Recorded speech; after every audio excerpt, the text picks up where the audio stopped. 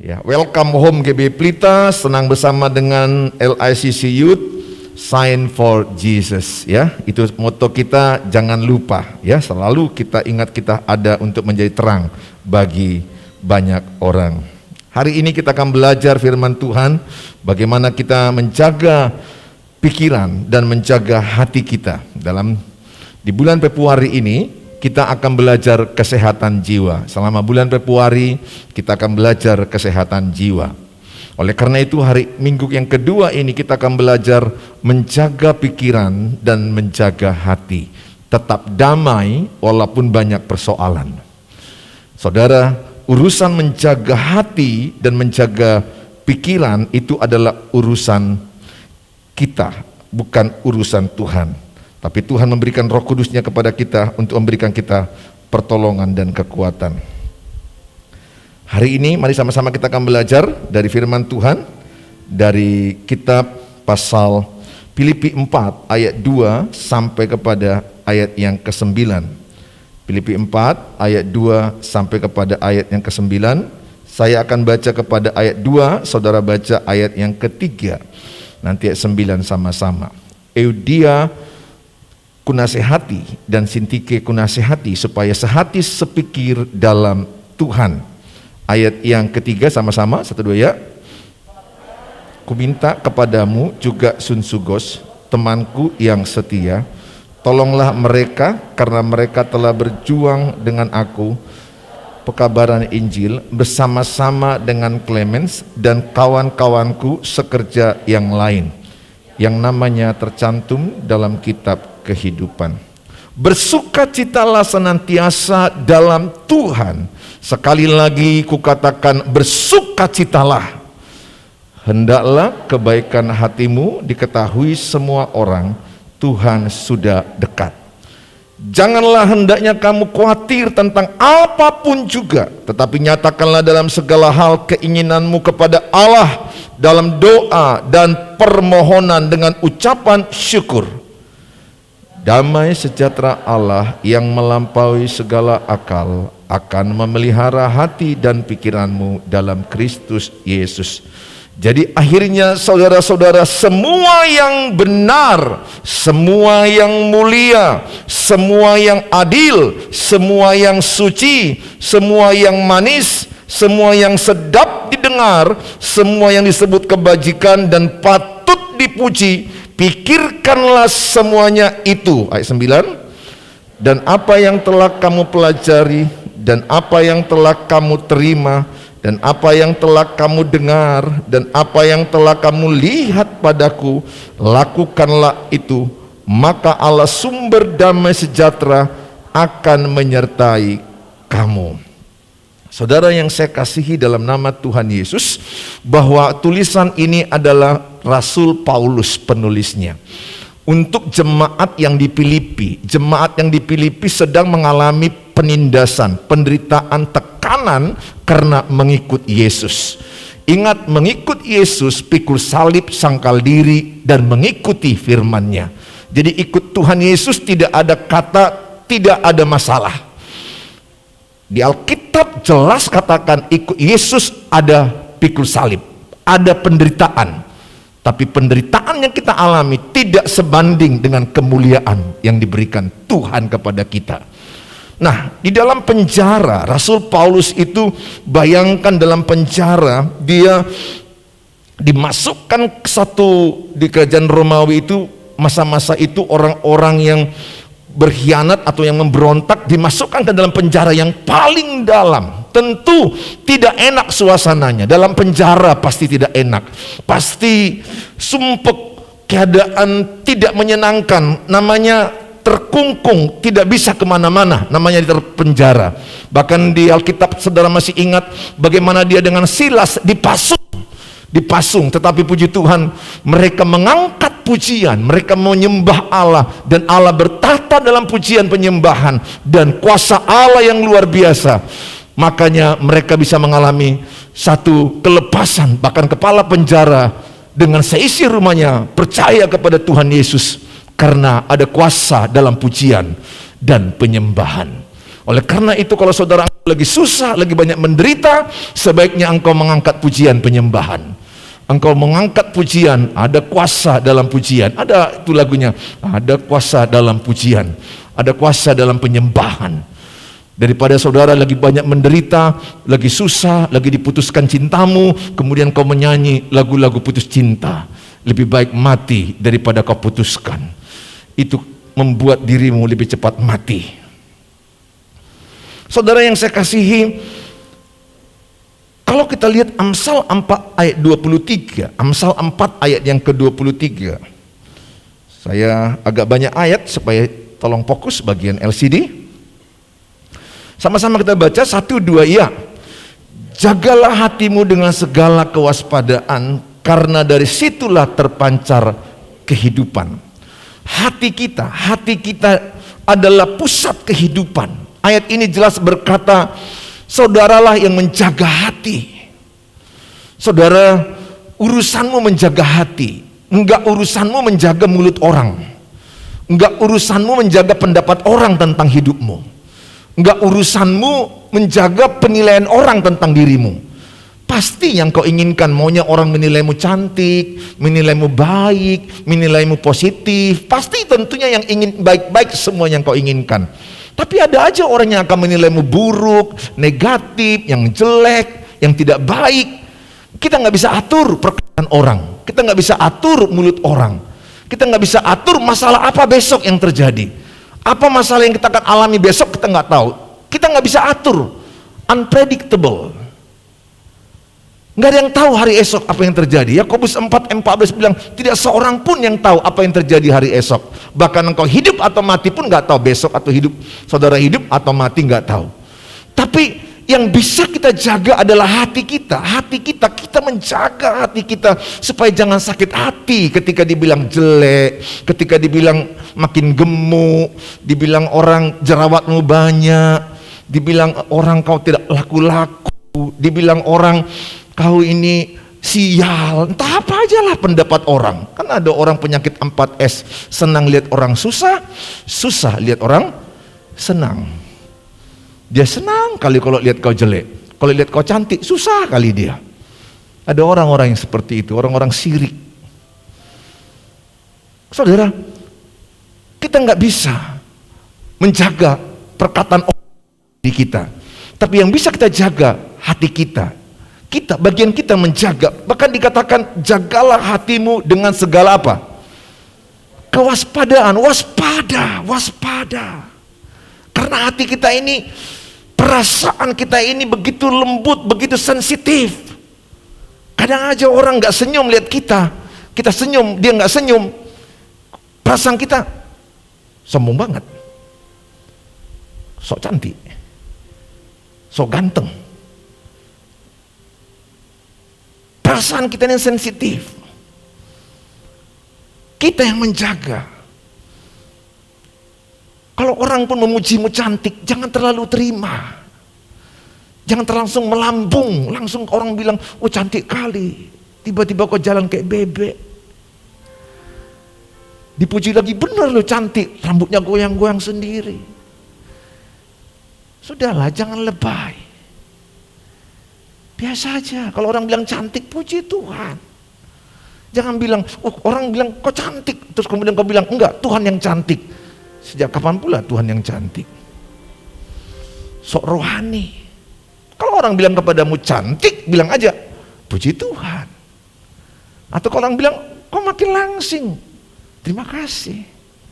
Bahkan kalau orang bilang kepadamu, kok kau makin padat, terima kasih. Tandanya aku masih hidup. Saudara, please jaga hatimu, karena hatimu itu perasaan, afektif namanya. Perasaan akan mempengaruhi kognitif, pikiran. Orang-orang psikologi tahu antara perasaan dengan pikiran itu sejalan. Jadi kalau perasaanmu tersinggung, pikiranmu bisa, kuapailah kau ya. Kalau perasaanmu disakitinya oleh cowokmu, kuapailah kau ya, cocoknya kau digoreng atau diapai kira-kira. Pulang-pulang nanti habislah kau. Karena kau dipermalukan di depan teman-teman. Memang canda. Karena ada juga orang bercanda-canda nggak tahu di mana tempatnya. Mencandai orang dengan body, main-main seperti itu bully loh, nggak boleh. Mencanda dengan bully itu nggak boleh. Waduh, lihat nih cowok ini, waduh botak berpantai dia. Padahal itu cowokmu yang kau pilih. Kau bully dia, itu sakit loh. Nggak boleh membuli-bully body ya. Don't do it. It's not good. Itu nggak baik, membuli-buli. Waduh, jangan bully teman-temanmu yang dekatmu. Waduh, jangan kata-kata negatif dengan dia. Sensitif. Saudara, antara perasaan dan pikiran itu sangat berhubungan sekali. Kognitif, pikiran, afektif, perasaan. Perasaan perempuan lebih berat. Ini perempuan ini kan otak kanan banyakan. Orang-orang perasaan. Perempuan ini kan makhluk halus. Perasaannya halus. Betul, serius. Nanti yang laki-laki lihat cewekmu yang kau pacari sekarang setelah menikah aneh bin ajaib. Yang nggak perlu dipersoalkan itu nanti. Makanya masalah pernikahan itu 1001. Kalau kami laki-laki kan otak kiri biasanya 70-80%. Analitik, analisis. Semuanya critical thinking. Semuanya harus logik. Coba lihat perempuan, bisa lo nonton drakor nangis. Lama. Papanya nggak makan-makan, nggak nangis, bayangkan. Yang lebih parah suaminya nggak makan-makan, nggak nangis dia. Suaminya sakit mah biasa aja. Tapi sama drakor itu kan perasaan. Coba kau nonton drakor nggak ada musiknya. Apa perasaanmu? Sama-sama ucapannya sama-sama. Itu kan perasaanmu karena dimainkan musik kan. Cobalah film pocong-pocong hantu-hantu, ada pakaian putih-putih. Kalau nggak ada musik yang buat kita merinding, apa itu? Nggak takut kita. Tapi musik itu, siapa yang pernah nonton terkejut tiba-tiba? Itu kan karena musiknya. Kalau nggak ada musiknya mau dibuat kayak gitu, nggak terkejut kita. Perasaan itu disentuh.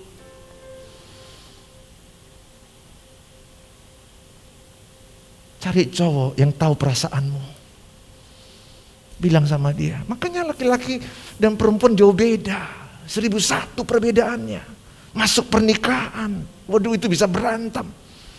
Yang satu bisa bilang, papa ini gak punya perasaan. Suaminya bilang, daripada kau gak punya otak. Kau tangisi, gak perlu kau tangisi. Mertuamu sakit kau nggak nangis, kan masuk logika, masuk pikiran dia. Tapi itulah ciptaan Tuhan. Perempuan-perempuan ini perasaanmu halus. Beberapa di antaramu hanya gara-gara WA-mu nggak dijawab seorang laki-laki, lama kali dibalas, otakmu, pikiranmu langsung entah apa aja, cenderung negatif. Padahal HP teman cowokmu itu lowbat atau hilang atau pulsanya nggak ada lagi, sehingga saudara coba perempuan-perempuan ini perasaannya, waduh, kadang-kadang tiba-tiba nangis, tiba-tiba ketawa. Ada nggak punya teman begitu? Tiba-tiba nangis, tiba-tiba ketawa. Kami laki-laki ini bingung-bingung lihat kan, tiba-tiba nangis, tiba-tiba ketawa. Kok kami laki-laki jarang-jarang nangis. Kalau kalian, waduh, itu perasaan. Jaga hatimu. Takutnya ini khotbah nggak sampai, banyak sekali ayat ini. Matius 15 ayat 19. Thank you buat saudara fokus ya. Saudara orang-orang smart. Matius 15 ayat 19. Mari sama-sama baca. Matius 15 ayat 19. 1, 2, iya. Karena dari hati timbul segala pikiran jahat, pembunuhan, perzinahan, percabulan, pencurian, sumpah palsu, dan hujat. Perhatikan, hati adalah pusat kehidupan. Katakan, hati adalah pusat kehidupan. Katakan, ku jaga hatiku dengan segala kewaspadaan. 1, 2 ya. Dengan segala kewaspadaan. Urusanmu jaga hati. Jangan urus mulut orang. Apalagi nggak sikat gigi makan jengkol, ngapain kau urus itu? Urus aja hatimu. Jaga supaya jangan sakit hati. Supaya jangan pahit hati, supaya jangan kecewa. Jaga. Nanti kita belajar bagaimana menjaga.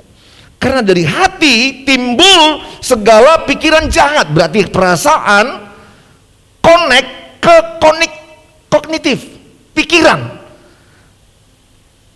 Orang tersakiti, pikirannya muncul untuk membunuh. Si Kain cemburu, iri hati karena adiknya Habel persembahannya diterima. Muncul pikiran untuk membunuh dan dibunuhnya. Dari hatimu akan muncul pikiran jahat, pembunuhan, perzinahan, percabulan, pencurian, sumpah palsu, dan hujat. Jadi itu berasal dari hatimu. Makanya jaga betul hatimu. Kenapa ada orang jadi membunuh? Gara-gara ceweknya nggak jadi menikahi dia, dibunuh. Cerita itu banyak.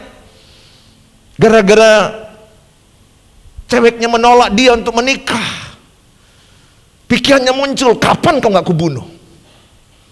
Dan akhirnya di hotel dibunuh. Itu kisah yang sudah biasa. Hati-hati, kita perlu menjaga hati kita, menjaga pikiran kita.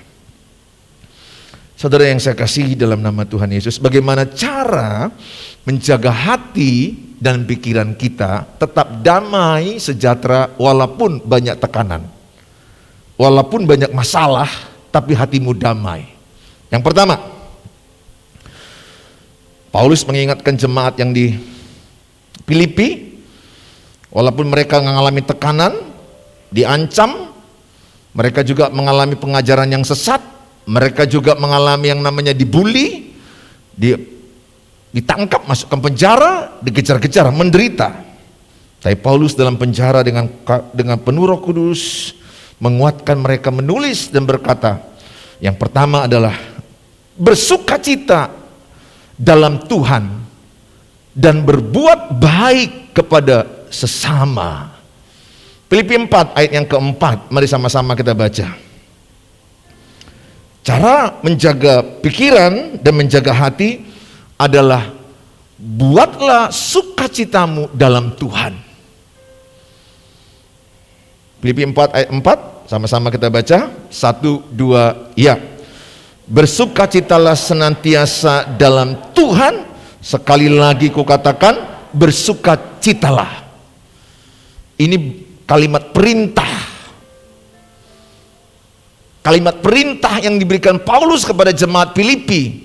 Bersukacitalah di dalam Tuhan. Garis bawahi, di dalam Tuhan. Kenapa sukacita dalam Tuhan yang masuk Paulus?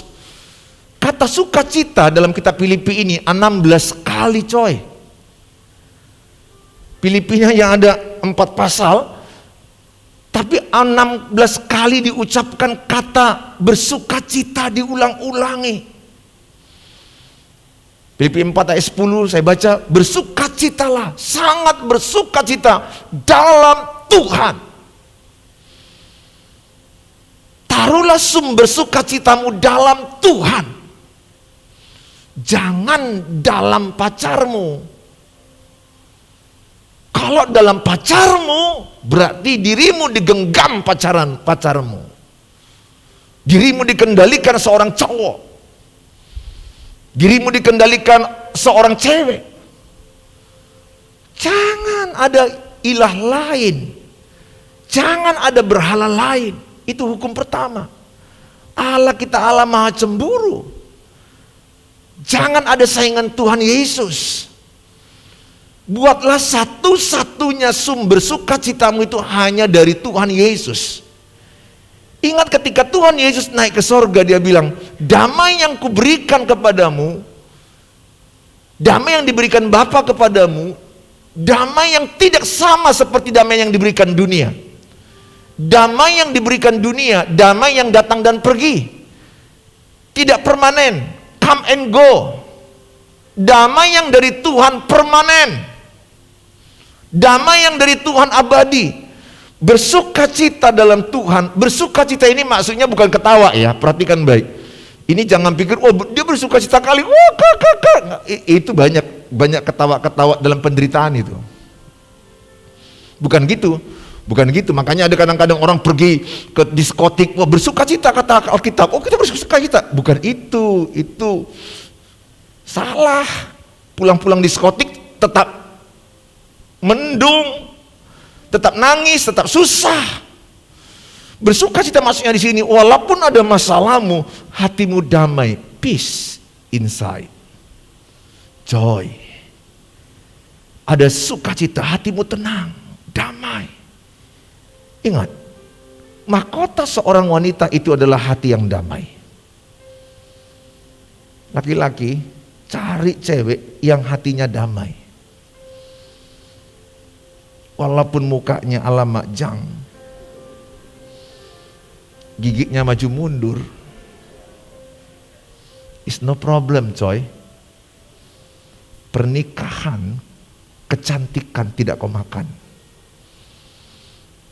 Kau butuh wanita yang tenang dan damai. Itu mahkota wanita. Hatimu yang damai.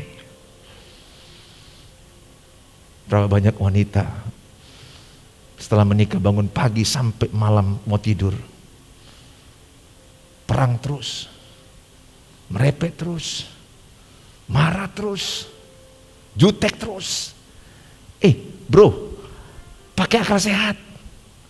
Kalau kau dapat cewek yang cantik, tinggi semampai, maksudnya semeter nggak sampai, kira-kira gitu. Nah, ya, I'm sorry.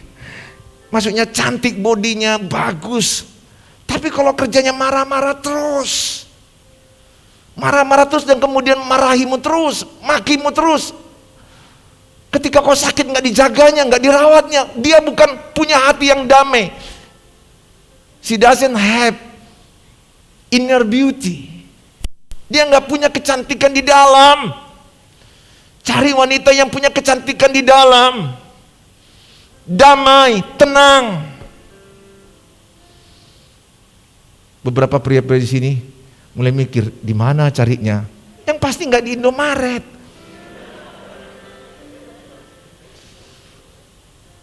Cari dalam doa. Itu mahkota wanita, bukan rambutmu yang kau bulet celup itu, bukan. It's okay, no problem, walaupun kau bulet celup sendiri nggak apa-apa. Buceri kan, bulet celup sendiri. It's okay.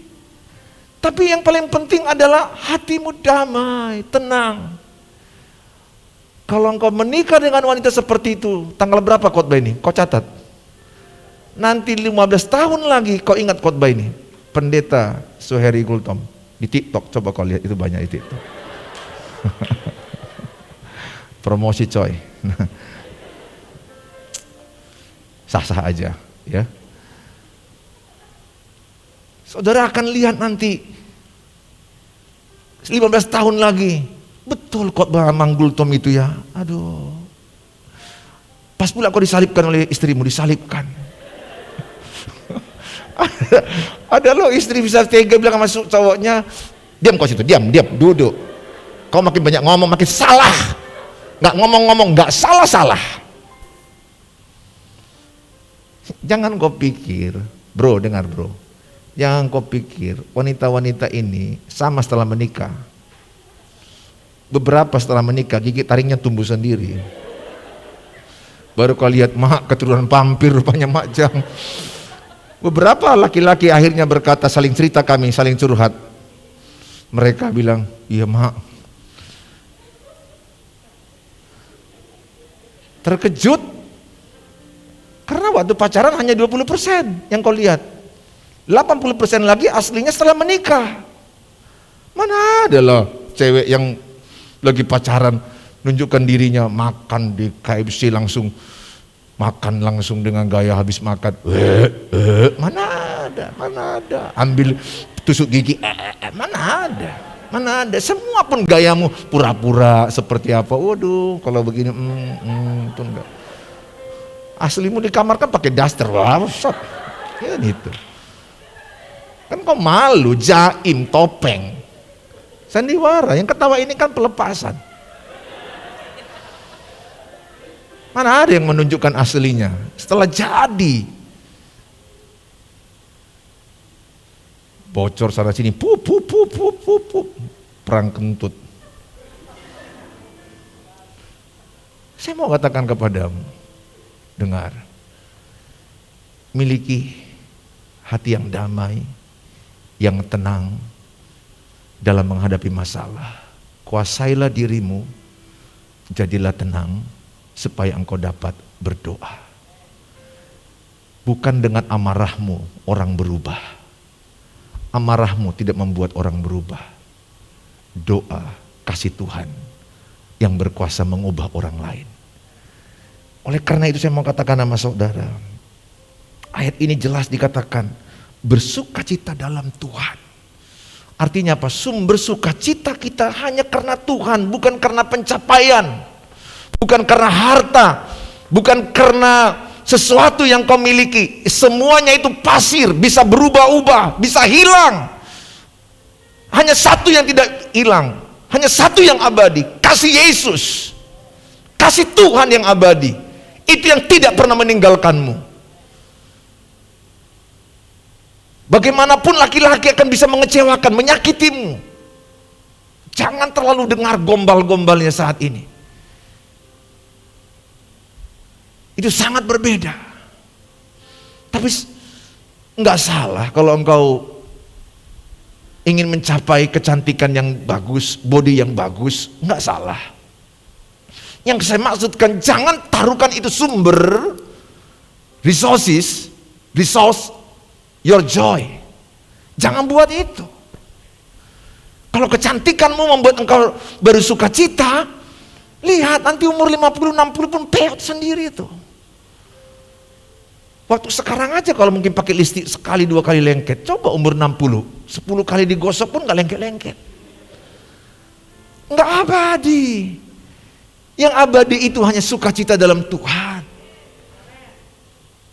Ketika engkau dalam kesulitan, ingatlah, hanya Engkau Tuhan sumber sukacitaku. Orang bisa menyakitimu, orang yang sangat kau pikirkan gak pernah mengkhianatimu, satu waktu bisa mengkhianatimu. Orang yang kau pikir satu waktu orang tidak pernah mungkin menyakitimu, ada orang yang tidak menyakitimu, kau pikir satu waktu dia menyakitimu. Tapi hanya satu pribadi yang tidak pernah menyakitimu, namanya Tuhan Yesus. Tepuk tangan bagi Tuhan Yesus. Ketika engkau dalam tekanan yang berat, ingatlah firman Tuhan. Kuasai dirimu, jadilah tenang, supaya engkau berdoa. Tuhan Yesus adalah sumber sukacitaku, bukan yang lain. Makanya jelas dikatakan dalam kitab Mazmur 16 ayat 11.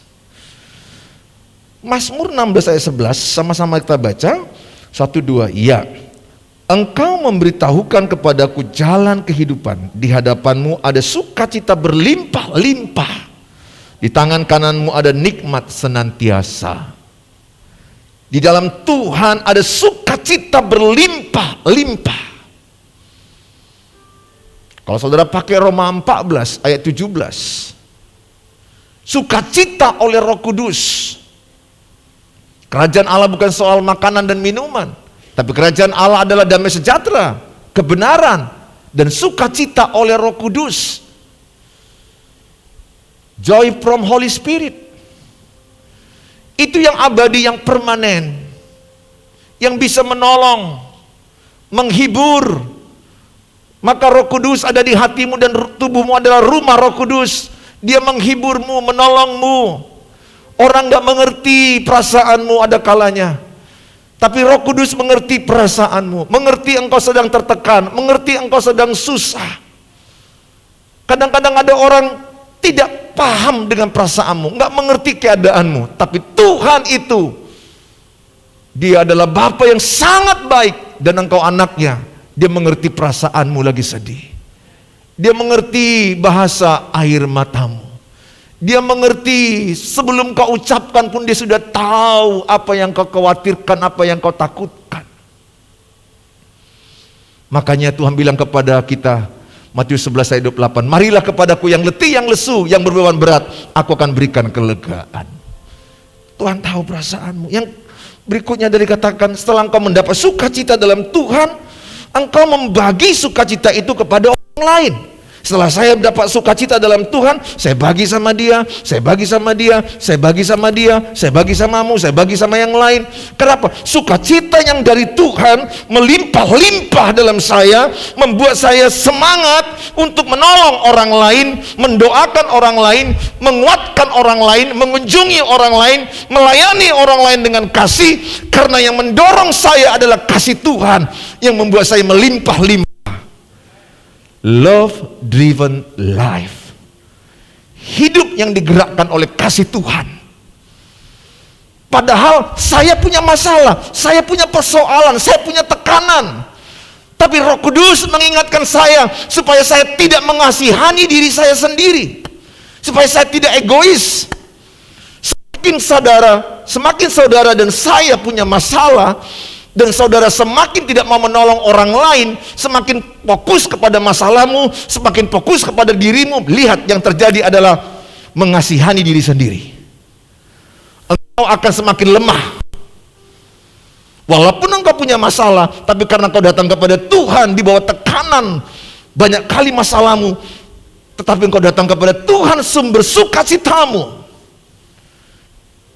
maka engkau akan kuat untuk menolong orang lain. Datang temanmu yang diputuskan cintanya, nangis-nangis, berkaca-kaca, dia bilang samamu, aku sedih sekali. Rupanya si Poltak itu betul-betul lah dia polos tengah berotak. Tega dia membonceng cewek, pelukan lagi di depanku. Ya Tuhan, teganya si Poltak itu.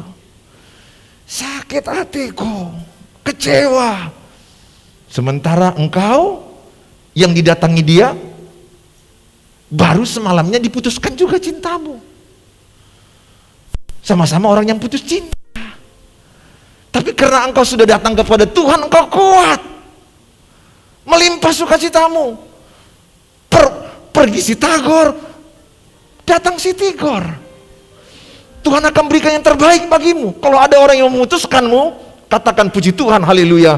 Karena engkau diputuskan, karena engkau pergi, aku percaya yang terbaik yang diberikan Tuhan. Enggak perlu menangis, dan engkau akhirnya menguatkan dia, menolong dia, menopang dia. Artinya apa? Engkau bisa berbuat baik kepada sesama. Engkau tidak fokus ke masalahmu. Semakin engkau fokus kepada masalahmu, engkau semakin lemah, semakin lemah, semakin lemah, semakin lemah.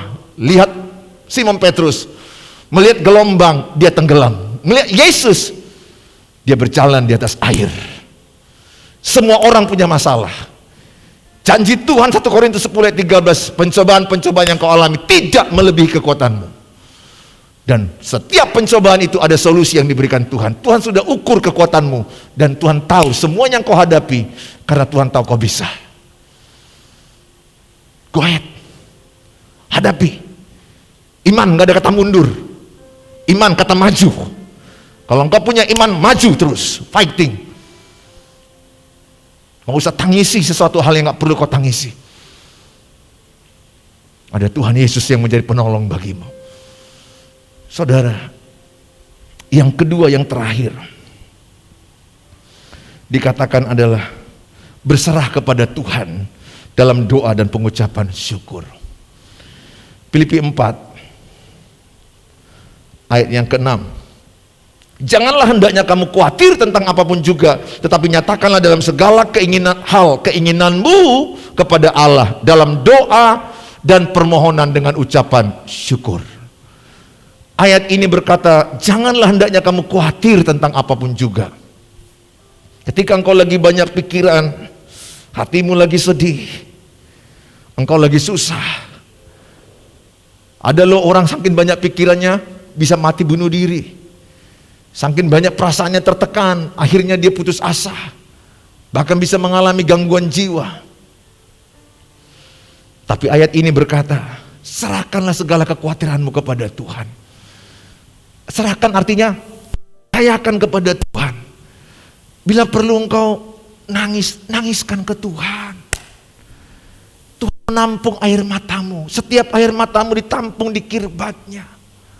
Dan engkau akan menuai dengan sorak-sorai kemenangan. Kalau engkau menangis sama orang lain, jangan-jangan dia juga menceritakan masalahmu. Tapi kalau engkau nangis kepada Tuhan, tangiskan kepada Tuhan, datang kepada Tuhan. Dia adalah Bapamu dan engkau adalah anaknya.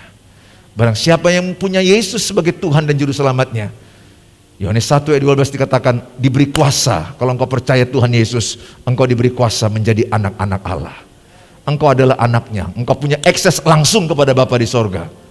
Dan engkau bisa berkata, Bapa, aku sedih, Bapa, aku susah. Dan ketika engkau mendengar dengan lembut suara Roh Kudus di hatimu, suara Bapa, kuatkanlah hatimu. Semua itu hanya sementara.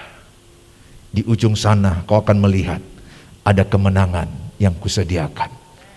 Bapa di sorga, Dia Allah yang hidup, Dia bisa bicara di hatimu. Curhat sama Dia, ceritakan semua. Bahkan Dia seperti sahabatmu, menceritakan seperti face to face. Ngomong, begini Bapak, begini perasaanku. Aku sangat sedih. Bapakku baru meninggal dunia. Adikku sakit, uang sekolahku gak ada. Pekerjaanku baru diputus. Susah perasaanku. Datang kepada Tuhan. Dia mengerti bahasa air matamu. Oleh karena itu, saya mengajak sama saudara hari ini. Kalau engkau datang kepada Tuhan, maka pikiranmu, ayat yang ke-7, Filipi 4 ayat yang ke-7, pikiranmu dan perasaanmu akan dikuasai oleh damai sejahtera yang daripada Allah. Damai sejahtera Allah akan memerintah dalam pikiranmu dan perasaanmu. Memang masalahmu belum selesai, tapi ada damai di hatimu. Memang masalahmu masih jauh selesai, tapi engkau punya kekuatan, ketenangan, kedamaian, day by day, hari demi hari kau lewati bersama Tuhan. Dan indah pada waktunya janji Tuhan tergenapi, dan apa yang dijanjikan kepadamu terjadi. Dan Filipi 4 ayat 8 jelas dikatakan, pikirkanlah apa yang benar, apa yang mulia, apa yang adil, yang suci, yang manis, yang sedap didengar. Semua yang disebut kebajikan patut dipuji. Pikirkanlah semuanya itu. Jadi pikirkan ini kita yang menguasai, disiplinkan. Yang kupikirkan yang benar, yang hoax enggak kupikirkan. Yang kupikirkan yang suci, jinah tidak kupikirkan, najis tidak kupikirkan. Makanya pikiran ini masuk dari mana? Dari mata dan telinga. Yang perlu dijaga pintu masuknya. Mata perlu dijaga, telinga perlu dijaga.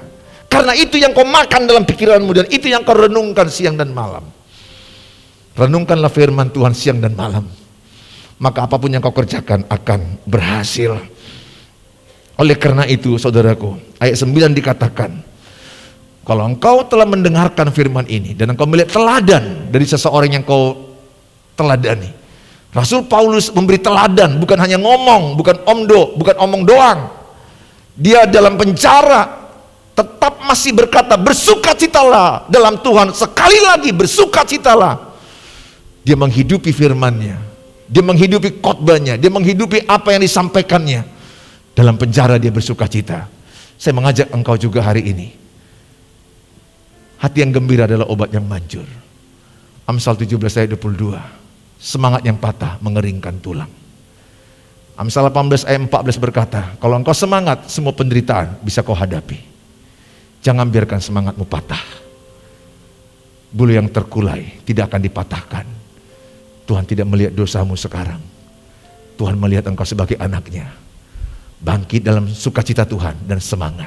Tepuk tangan bagi Tuhan Yesus.